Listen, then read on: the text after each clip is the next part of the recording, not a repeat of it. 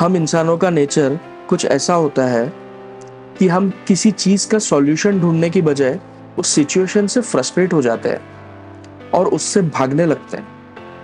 आप में से कितने लोग इस चीज़ से एग्री करते हैं? आप कमेंट्स में मुझे बता सकते हैं। जब मार्च 2020 में कोविड-19 की वजह से हमारी गवर्नमेंट ने लॉकडाउन लगाने का अनाउंसमेंट किया, उस समय बहुत से लोगों की नींद, चैन सब उड़ के फुर हो गया था, क्योंकि मिडिल क्लास लोगों के पास सेविंग्स या इन्वेस्टमेंट्स बहुत कम होती है और साथ ही में ईएमआईज का पहाड़ भी होता है। आप लोग सोच रहे होंगे कि मेरी हर कहानी में कोविड कहाँ से आ जाता, लेकिन दोस्तों बात ऐसी है कि कोविड से पहले हम लोगों में से ज्यादातर लोगों के पास टाइम ही नहीं था कि और कुछ सोच सके या ऑब्जर्व कर सके। कोविड में सोचने समझने और ऑब्जर्व करने का इतना समय मिला जो कि पूरी जिंदगी में कभी नहीं मिला था। तो दोस्तों आपका बहुत बहुत स्वागत है हमारे चैनल ह्यूमन साइकोलॉजी पर। हमारा आज का टाइटल है स्ट्रगलर्स वर्सेस यूट्यूबर्स।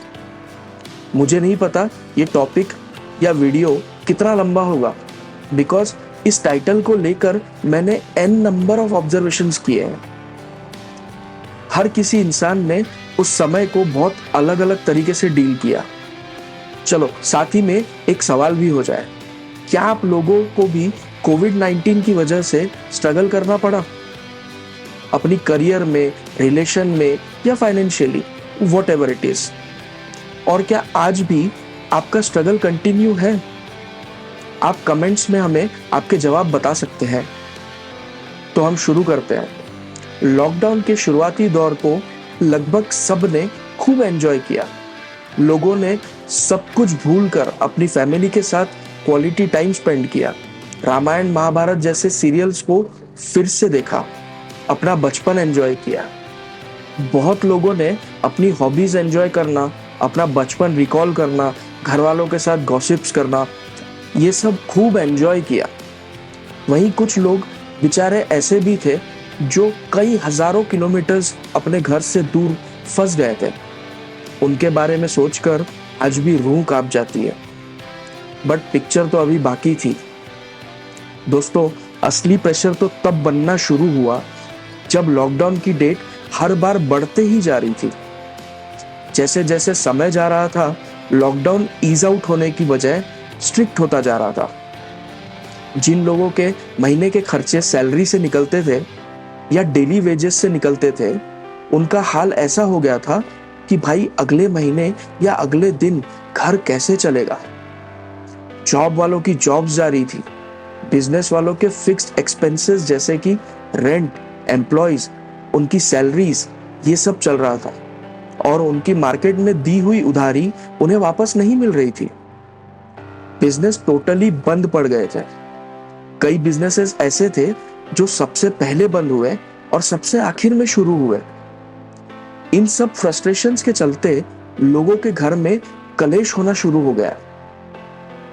हर किसी का फ्रस्ट्रेशन अलग था और जैसे कि मैंने शुरुआत में बताया कि हम इंसान की फितरत ऐसी है कि हम सॉल्यूशन ढूंढने की बजाय फ्रस्ट्रेट हो जाते हैं और सिचुएशन से भागना शुरू करते हैं। और कुछ लोग जो सॉल्यूशन ढूंढते हैं वो ऐसी जगह सॉल्यूशन ढूंढते हैं जो उनके मन को सही लगे, लेकिन ऐसे सॉल्यूशंस की रिलायबिलिटी बहुत कम होती है। आज इसी चीज पर बेस्ड है ये हमारा पॉडकास्ट। दोस्तों इस फ्रस्ट्रेशन के सॉल्यूशन के लिए ज्यादातर लोगों ने सोशल मीडिया का सहारा लिया।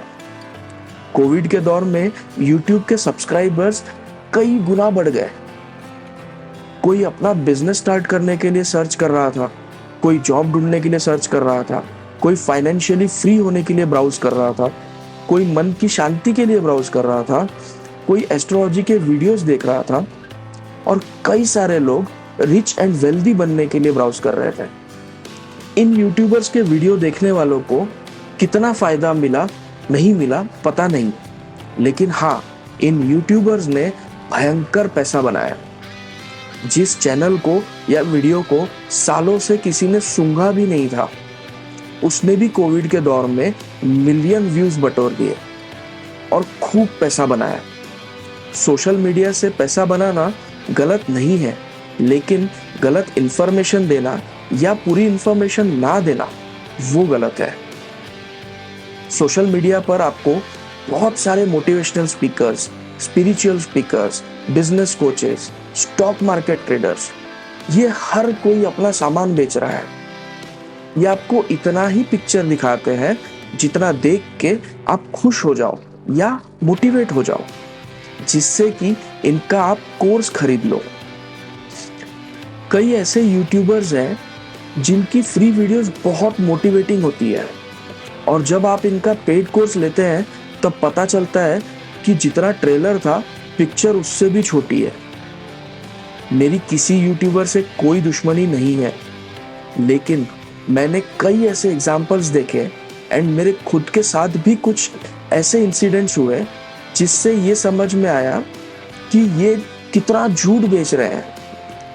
कई यूट्यूबर्स ऐसे भी हैं जो बहुत जेन्युइन है, उनके कोर्सेज भी बहुत जेन्युइन है, जिससे एक्चुअल में लोगों को फायदा हुआ है और होता है, लेकिन वे पीछे छूट गए क्योंकि उन्होंने चीजें डिटेल में समझाने की कोशिश करी। ये लोग वो नहीं बताते जो आप सुनना चाहते हैं। उनके हिसाब से आप रातों रात करोड़पति नहीं बन सकते, तो उन लोगों को इतना फेम नहीं मिला। हम मिडिल क्लास लोगों को जल्दी की बीमारी बचपन से ही होती है।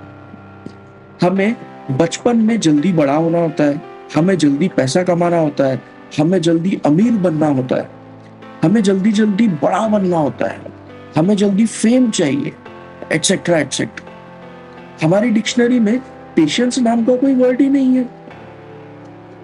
एक यूट्यूबर है जिसने एक कोर्स बनाया जो 10 घंटे का है और स्टेप बाय स्टेप प्रोसीजर बता रहा है, तो लोग उसे इग्नोर करके उस इंसान के पीछे जाते हैं जो सिर्फ 15 मिनट के वीडियो में हमें करोड़पति बना देता है।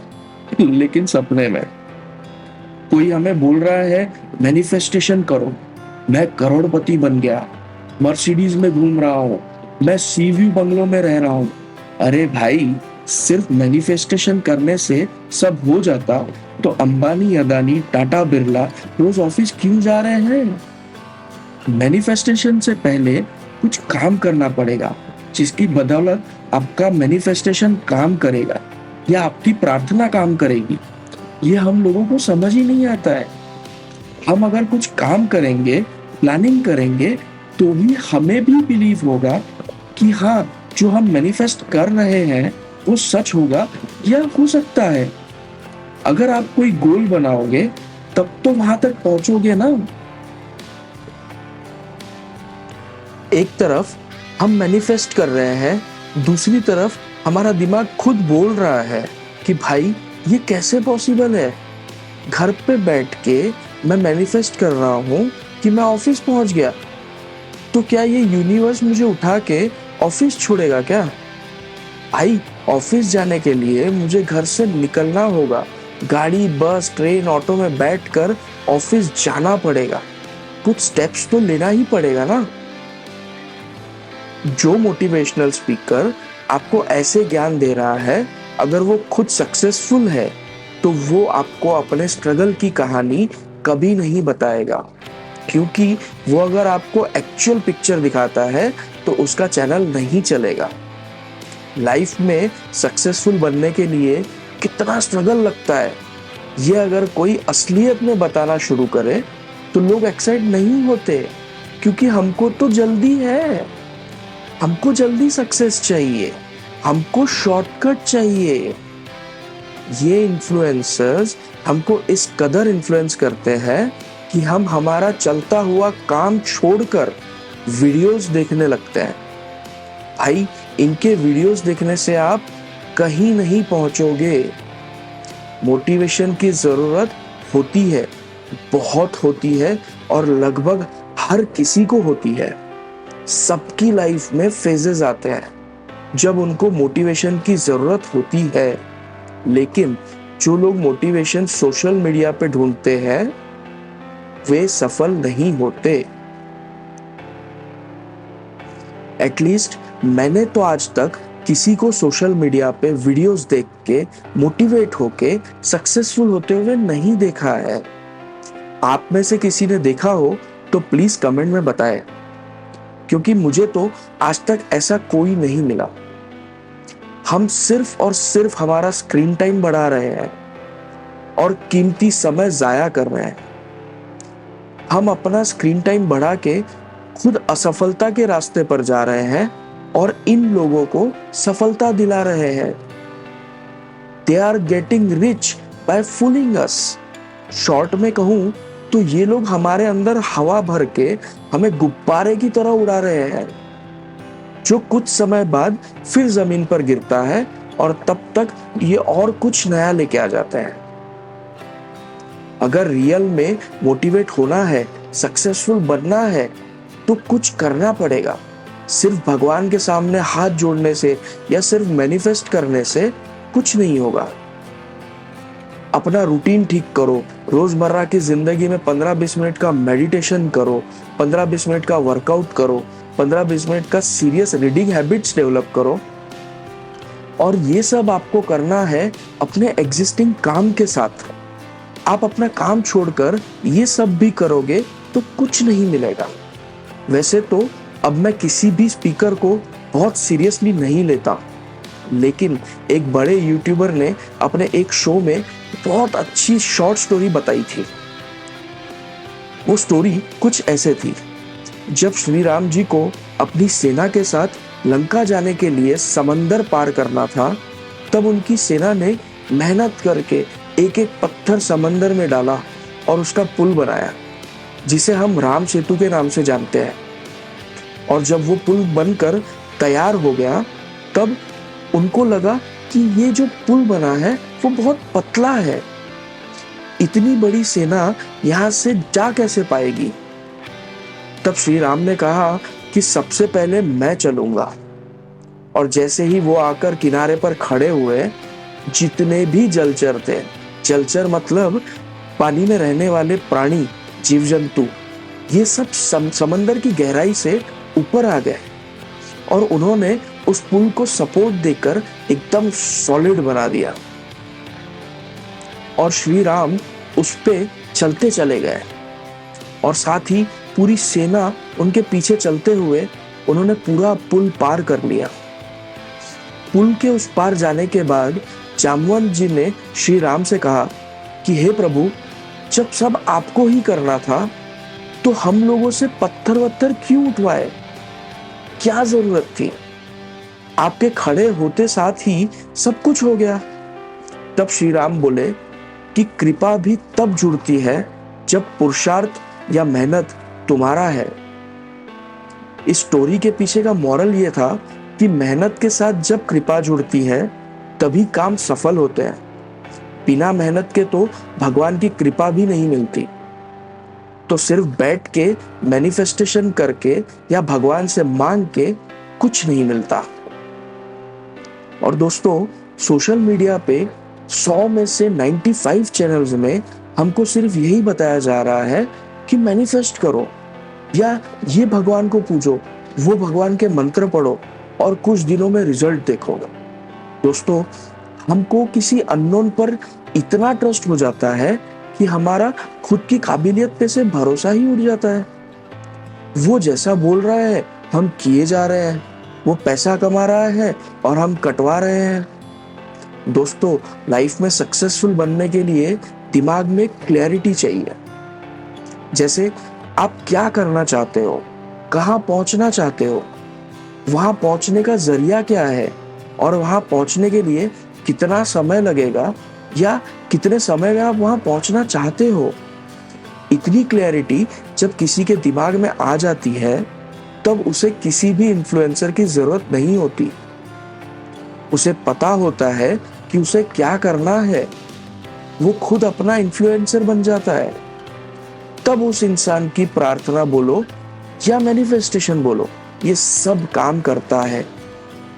दोस्तों, मैंने पर्सनली बहुत से मोटिवेशनल वीडियोस देखे हैं, बट बहुत देर से ही सही, लेकिन मुझे समझ आया कि भाई मोटिवेशनल वीडियोस देख के सक्सेस नहीं मिलेगी। काम करने से मिलेगी। और मैंने मेरा काम अगर पहले शुरू कर दिया होता तो आज एटलीस्ट सक्सेस की तरफ एक दो स्टेप तो ले ही चुका होता। खैर, देर से ही सही, लेकिन अकल आ गई। दोस्तों, इस एपिसोड के पीछे का मॉरल ये है कि आपकी लाइफ में जो भी स्ट्रगल है, जॉब को लेके, फाइनेंस को लेके, रिलेशन को लेके, या जो कुछ भी है, उसके सॉल्यूशन के लिए आपको स्टेप्स लेने पड़ेंगे। बिना कुछ किए कितना भी मोटिवेट होने की कोशिश कर लो, कुछ हाथ नहीं लगेगा।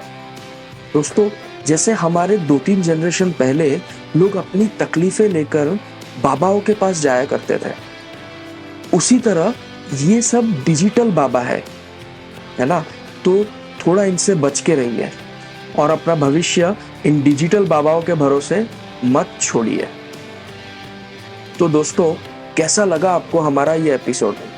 अगर आपको हमारा ये एपिसोड अच्छा लगा हो तो प्लीज़ इस एपिसोड को लाइक और शेयर ज़रूर करें, ताकि हम ज़्यादा से ज़्यादा लोगों तक हमारे विचार पहुंचा सकें। साथ ही हमसे जुड़े रहने के लिए और ऐसे एपिसोड सुनने के लिए चैनल को सब्सक्राइब करें। Thank you.